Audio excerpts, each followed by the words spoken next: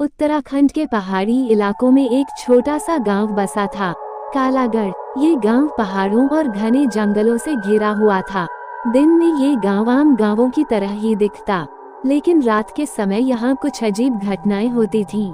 गांव वालों का मानना था कि जंगल के उस पार बनी पुरानी सिन्हगढ़ हवेली शापित थी।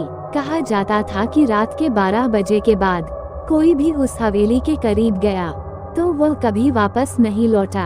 आदित्य, निशांत, रोहन और नेहा 4 दोस्त थे जो अपने कॉलेज की छुट्टियों में एडवेंचर करने के लिए कालागढ़ आए थे। गांव के बुजुर्गों ने उन्हें हवेली के बारे में बताया। अरे ये सब अंधविश्वास है, रोहन ने हंसते हुए कहा। हमें वहां जाकर खुद देखना चाहिए, आदित्य ने सुझाव दिया। गांव के लोग डर गए। बेटा मत जाओ, वहां अंधेरे का श्राप है। जो भी वहां गया वापस नहीं लौटा। लेकिन चारों ने बुजुर्गों की बात को मजाक समझा और हवेली जाने का फैसला कर लिया। रात के 11 बजे वे चारों जंगल के रास्ते हवेली की ओर बढ़े। हवेली तक जाने वाला रास्ता बेहद सुनसान था। चारों के पास सिर्फ टॉर्च थी और हवा में अजीब सी ठंडक थी। रास्ते में एक पुराना कुआं मिला। कुएं के किनारे एक जंग लगा ताबूत रखा था।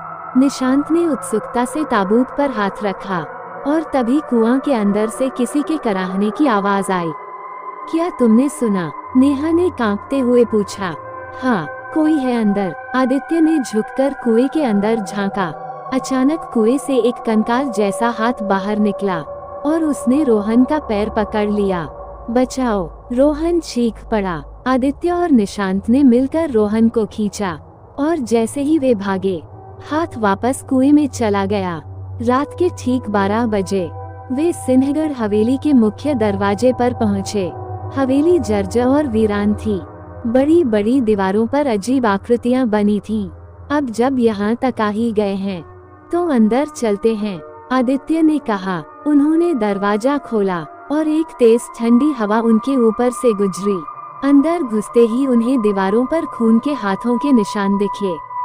टॉर्च की रोशनी में उन्होंने देखा कि सीढ़ियों पर लाल रंग से कुछ लिखा हुआ था। भाग जाओ, वरना तुम भी हमारी तरह मर जाओगे। ये सिर्फ किसी ने डराने के लिए लिखा होगा, निशांत ने कहा, लेकिन उसकी आवाज कांप रही थी। तभी एक पुरानी घड़ी जो वर्षों से बंद थी अचानक 3 बजाने लगी। जैसे ही घड़ी बजी, हवेली के अंदर अजीब आवाजें गूंजने लगी। तुम यहाँ नहीं बच सकते, नेहा ने जल्दी से टॉर्च घुमाई और तभी उन्होंने देखा कि सीढ़ियों पर सफेद साड़ी पहनी एक औरत खड़ी थी। उसके चेहरे पर आंखें नहीं थीं, सिर्फ काले गड्ढे थे। वह धीरे धीरे सीढ़ियों से उतरने लगी। भगवान के लिए यहाँ से निकलो, रोहन चिल्लाया। चारों तेजी से भागे, लेकिन दरवाजा अपने आप बंद हो गया। वे हवेली में एक और रास्ता ढूंढने लगे। तभी उन्हें नीचे जाने वाली एक पुरानी सीढ़ी दिखी। हो सकता है नीचे से बाहर जाने का कोई रास्ता मिले, आदित्य ने कहा। वे धीरे धीरे तहखाने में गए। वहाँ एक पुरानी संदूक रखी थी। संदूक पर धूल जमी थी, लेकिन उस पर लिखा था, इसे मत खोलना वरना काल का द्वार खुल जाएगा। शायद इसमें ही इस हवेली का रहस्य छुपा है, निशांत ने कहा और संदूक खोला। संदूक खुलते ही हवेली की दीवारें हिलने लगीं। वहां से एक भयानक चीख निकली और एक काले धुएं जैसी आत्मा बाहर आई। तुमने मुझे मुक्त कर दिया, अब कोई नहीं बचेगा। चारों दोस्त जान बचाने के लिए भागे। हवेली के चारों ओर अंधेरा छा गया और आत्माएं जोर जोर से हंसने लगीं।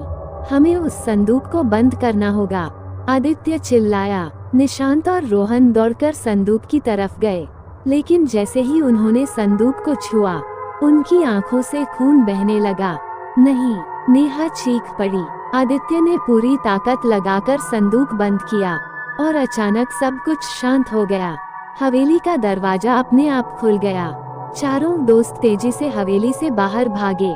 जब वे जंगल में पहुंचे तो देखा कि सूरज उग चुका था। क्या ये सपना था? रोहन ने कांपते हुए पूछा।